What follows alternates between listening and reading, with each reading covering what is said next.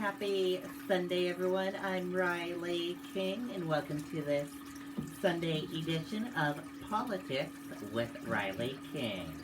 It's November 8th, 2020.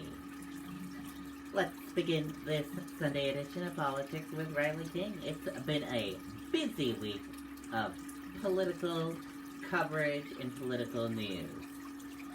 So, Election Day was back on November 3rd. November 4th, we got our results for local elections in New Hampshire. November 4th, no president.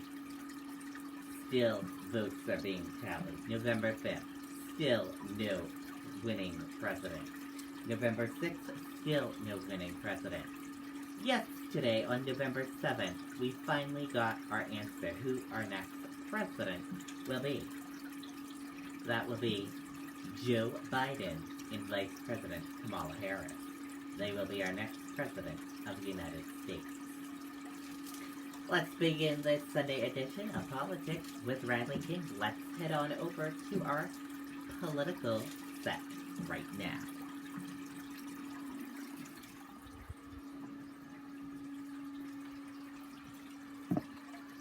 And happy Sunday, everyone, and welcome to this Sunday edition of Politics with Riley King. I'm so happy all of you can join us for this Sunday edition of Politics with Riley King. Let's begin and take a look at the results from the New Hampshire elections. And here is a look at those results from the New Hampshire elections. In the presidential race, Joe Biden won New Hampshire. In the governor race, Chris Sununu, GOP incumbent, won for another term in office. In the U.S. Senate race, incumbent Democrat Jeanne Shaheen won another term in office. In the U.S. 1st District race, Democrat incumbent Chris Pappas won another term in office. In U.S. House District 2 race, Democrat incumbent Annie Kuster won.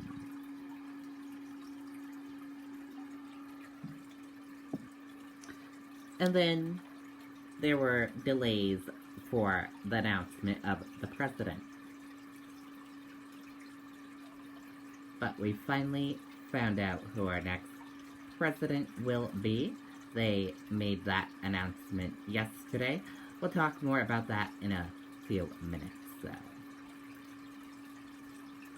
But let's take a look at the president to be elected results. So as you can all see, Joe Biden is going to be our next president. He got 279 votes. And Donald Trump only has 214. To win, you needed 270 votes, and Joe Biden passed that magic number and got 279. So Joe Biden will be our next president. The states that have blue, those are the states that Joe Biden won. And the states that have red, those are the states that Donald Trump won. And the gray states still being counted. But Joe Biden won the race. Congratulations to Joe Biden.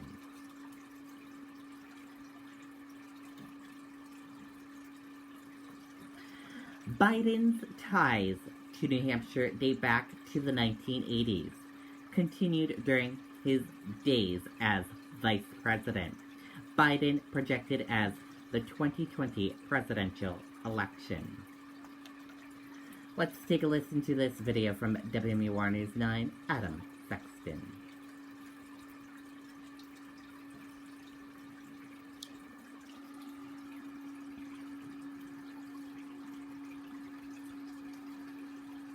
Hey, Paul here, owner of Century Roofing. I personally wish to thank the thousands of our customers for supporting our team.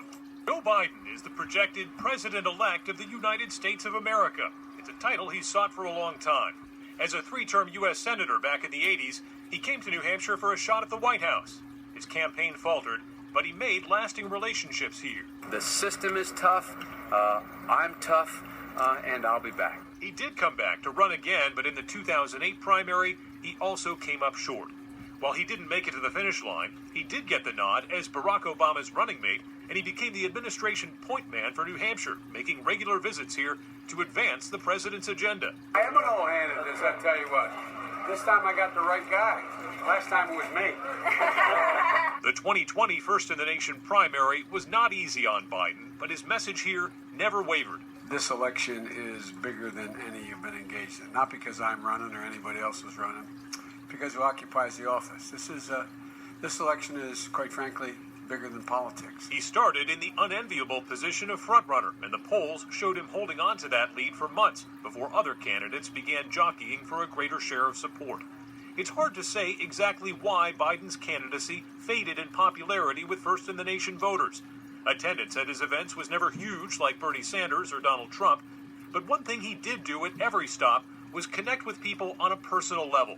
He would end his speech, and anyone who wanted to come up for a picture or a hug or a minute of one-on-one time would get it, and he invested far more in this personal interaction than most other top-tier candidates. Try to demonstrate, remind people who I am. Ultimately, Biden got clobbered in Iowa and knew what was coming in New Hampshire. Uncharacteristically for any politician, he acknowledged his precarious position right off the top of the ABC WMUR debate before the primary. I took a hit in Iowa, and I'll probably take a hit here. He may have lost here in February, but he won what might have been the most important New Hampshire moment of the primary cycle, his connection with Braden Harrington, a young Granite Stater who, like Biden, struggles with stuttering, became one of the enduring campaign stories of the empathy and humanity of the president-elect. And a lot of political observers believe it was those kind of stories, the one-on-one interactions and the connections and the relationships that carried the day for Biden here in the Granite State, which wasn't as close as a lot of the other swing states. Adam Sexton, WMUR, News 9. Okay, and there you go on that video and that report. Biden supporters in New Hampshire celebrate White House win.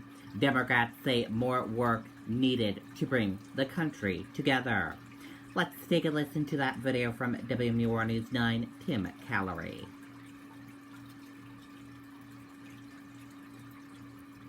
Hey, Paul here, owner of Century Roofing. I personally wish to thank the thousands of our customers for supporting our team. State Senator Melanie LeVake, an early backer of Joe Biden, says she expects a close partnership between Biden and his running mate Kamala Harris. I see her as more of a partner, like Joe Biden was a partner to Obama, somebody who could pick up and run with some very important initiatives that we need done. LeVake notes the historic legacy this ticket will leave, with Harris becoming the first woman vice president. A woman who is a person of color and multi-race, it's exciting for everyone, and mostly for women of all stripes. Biden's White House win comes after a fifth-place finish in the New Hampshire primary. I think the big field worked against Joe Biden at the beginning, but as they dropped out, it really helped bring people together. Longtime New Hampshire Democratic strategist Jim Demers says Biden now needs to continue that unification as president. He needs to extend his hand to the Republican leaders in Washington as well. And it can't be just window dressing, but he needs to call them in. They have to have a seat at the table, and we need to try to see if we can find consensus direction for this country. A goal that will be accomplished, says State Senator Lou D'Alessandro. We need a good conscience. We need good concern for the country. We need someone who can bring the country back together.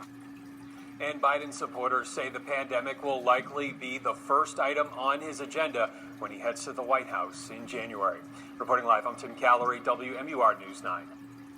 Okay, and there you go on that video and that report.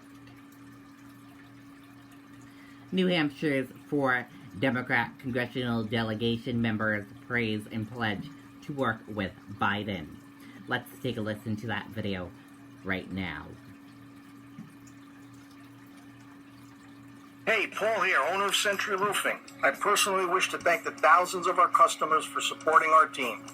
Congratulations have been coming in from New Hampshire's congressional delegation following the announcement that Joe Biden will be the next president of the United States. WMUR political director Adam Sexton is back now with a look at what they're saying about a Biden-Harris administration.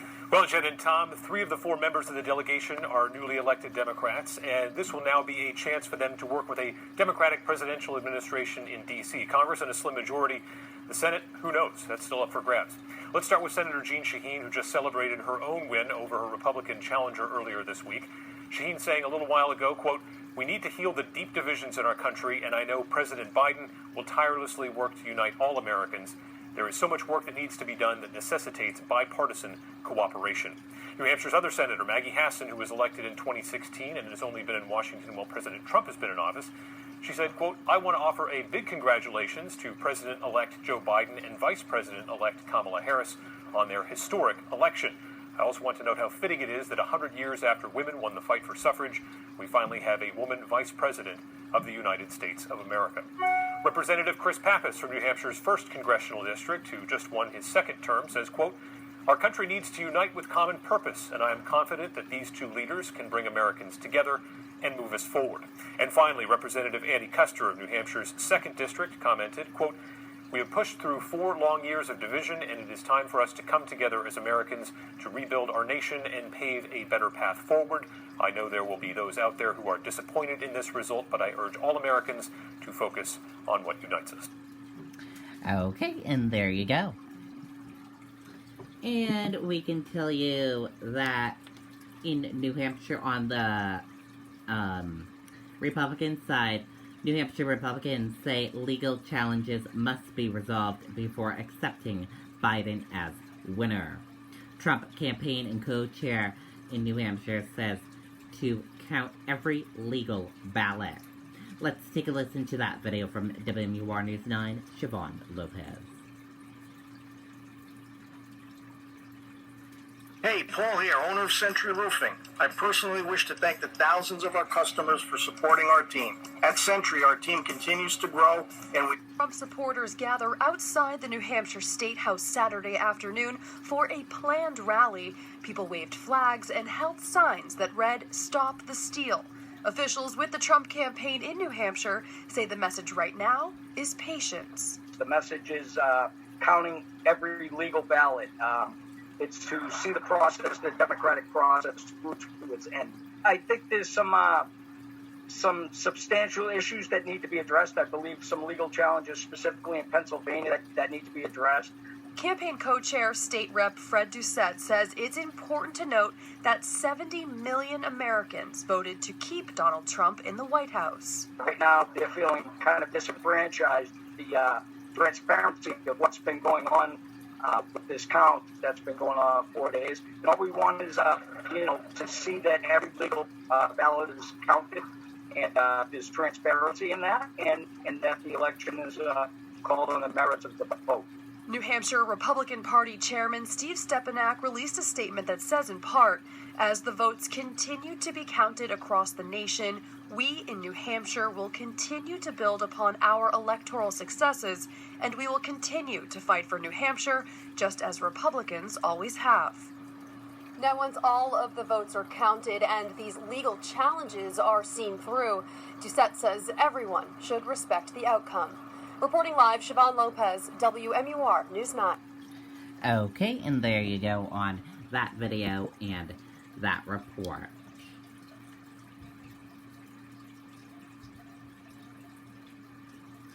After Biden's victory, will Trump concede the election?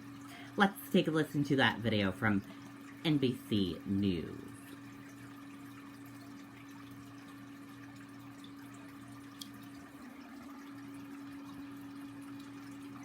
Chuck Todd is NBC's political director and moderator of Meet the Press. Chuck, good morning. Great to see you on this morning after Joe Biden became president-elect. You and I have been talking about this campaign for what feels like an eternity, a year and a half at least, on these Sunday get-togethers. So let's talk about what exactly happened and what this vote says about the country. Joe Biden got a record number of votes for a presidential candidate, but It was Donald Trump who got 70 million votes, the second most, and in fact about 7 million more than he got in 2016. So what did we learn this week about America with this vote? Well, the biggest takeaway I had with this election was that it means that 2016 was not a fluke. Right. You know, that to me is the most important takeaway, because I think there was a lot of questions about that. Was 2016 an outlier?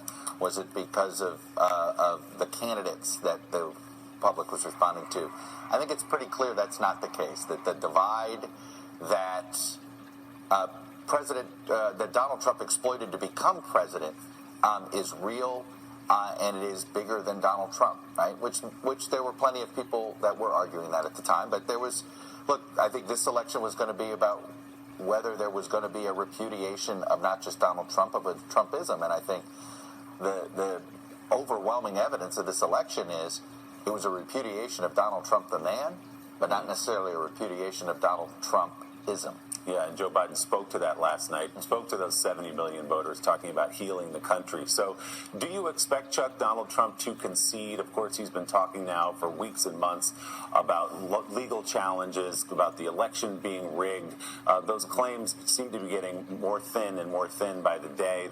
He's had a bunch of rejected lawsuits across different states. Yeah. So there are reports this morning that some people close to him are going to approach him and say it may be time to concede this election. Do you see that coming? I think he'll do it in a way that won't ever feel like a concession to him, that he'll acknowledge the results without acknowledging whether he thinks that was fair and square, because that's just who he is. I mean, I do think we forget the very first election, Willie, that he ever participated in as a candidate were the Iowa caucuses. And do you know what he said after that night? That somehow there was cheating going on, and that's why Ted Cruz won. The point is, I don't think he's ever accepted a loss fair and square. I've never played Monopoly with him, but I wonder if he's ever accepted, losing that. So I think here's what I feel like we do know about him, though, Willie, is that he doesn't like to walk away from the spotlight. He's going to find a way to try to make himself relevant during this transition in different ways. And that's the part of this that I think is a wild card, is an unknown. And in the middle of having now to deal with the virus without the election being in the way, I'll be curious to see if there's any opportunity here to see some, I don't know, maybe a grown-up response after all this so that we can all focus on COVID right now? Yeah, I mean, Joe Biden signaled last night that he is going to focus on COVID beginning tomorrow during this transition period. He's going to put together a panel of scientists to look at the problem and to come up with new strategies. So let's look ahead to a Biden administration. It's not till January 20th, of course, that he's sworn in, but he's already talking about reports of executive orders on things like immigration and the Paris Climate Accords and getting back together with the World Health Organization. What do you think the early days of a Biden administration look like? Look, I honestly, I think I want to wait and see what happens in the Georgia Senate runoffs, and I don't mean to put it that way, but I think a lot depends on which party does control the Senate. I think a lot about whether it's the personnel that the vice president, now the president-elect, wants to have. I mean, that is a huge difference. I mean, I think in his ambitions, you're going to hear some of the same plans, whether it is Mitch McConnell that's majority leader or Chuck Schumer.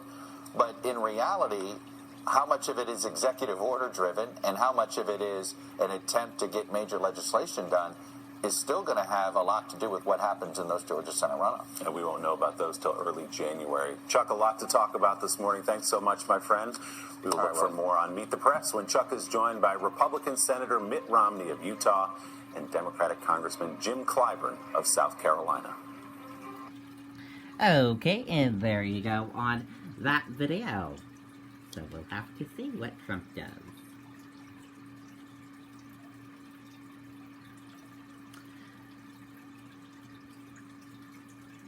Americans showed up for this election in record numbers. Let's take a look and listen to this video from Good Morning America. Feel closer to us than ever before. This year, it's the smallest objective.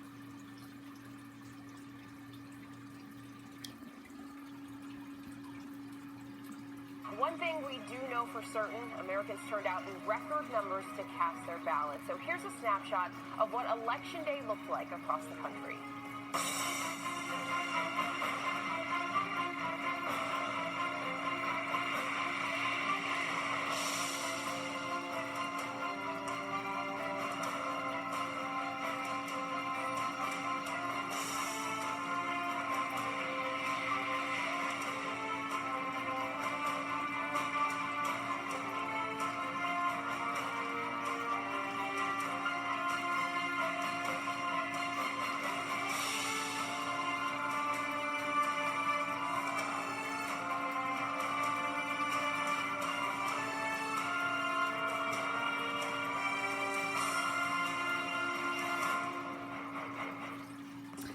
Well, hey there, GMA fan. Okay, and there you go. Amazing election year that we had this year.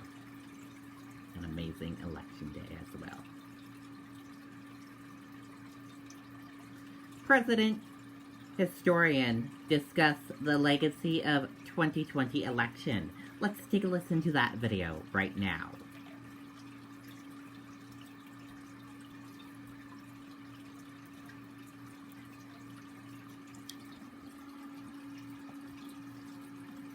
We're going to turn now to the legacy of the 2020 elections and what potentially could come next. Presidential historian Mark Updegrove joins us now. Mark, good morning.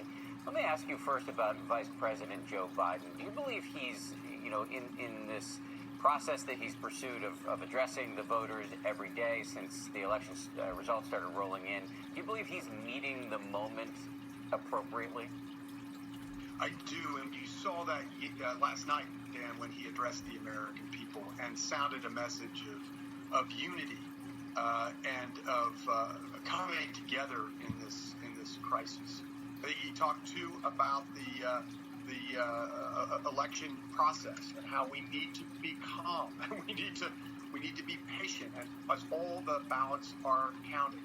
Democracy is sometimes messy, but I think we are taking the right steps right now to ensure that every single ballot is counted. So I think Joe Biden sounds presidential, which we need. And frankly, we haven't heard that for a while. I think he's doing absolutely the right things. I also think that he has to prepare for being the next president. That's the way the trends look right now. So it's good for him to be exposed to the American people, to give the American people updates, to show that there will be a continuity in our government. Yeah, the reports are behind the scenes. He is working on putting together his next administration, his first administration, in fact, his first term as president, if in fact he wins. There are, I don't need to tell you this, unprecedented divisions in the country right now. That's the country Joe Biden will inherit if in fact he wins.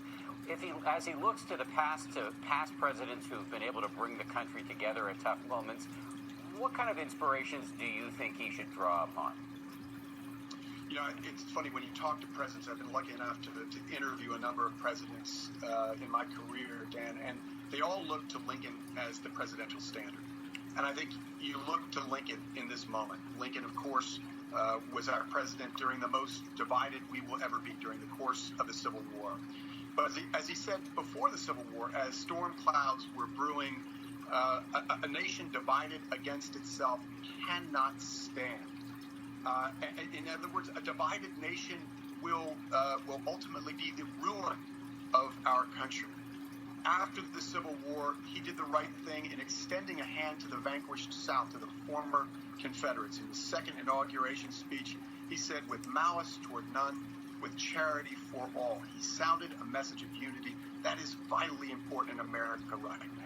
He also appealed to the better angels of our nature. Let me ask one last question here. We don't have a ton of time for this, but I'd be interested to hear your thoughts on Joseph Robinette Biden, who's about to turn 78, ran for the presidency twice and failed before this, now appears to be on the verge of, on his third try, winning. What do you think is going through his mind at this point?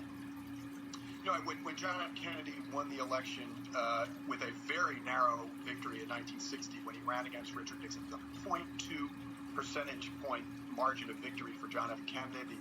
He said the margin is thin, but the responsibility is clear. And then he gave his inauguration address. He's a famous inauguration address in which he said, "Ask not what your country can do for you. Ask what you can do for your country." He asked Americans to think beyond themselves to something bigger for the betterment of our nation. And I think we rallied around his common vision. And just 3 months after that narrow election victory, Dan, he had an approval rating of 82%. I think Joe Biden is starting to sound those messages of unity. And again, I think that's going to be a key to the success of America in our future. Mark, thank you so much. I think the historical perspective can be soothing at moments of tension. Really appreciate your analysis and input on a Saturday morning. Well, hey there, GMA fans. Robin Roberts here. Thanks for... Okay, and thank you for joining us for this, Sunday edition of Politics with Riley King. That does it for this edition of Politics with Riley King. Have a great rest of your Sunday, everyone. I'll see you back here next Sunday, right here, for another edition of Politics with Riley King. Have a great rest of your Sunday. Have a great weekend ahead of you, and goodbye.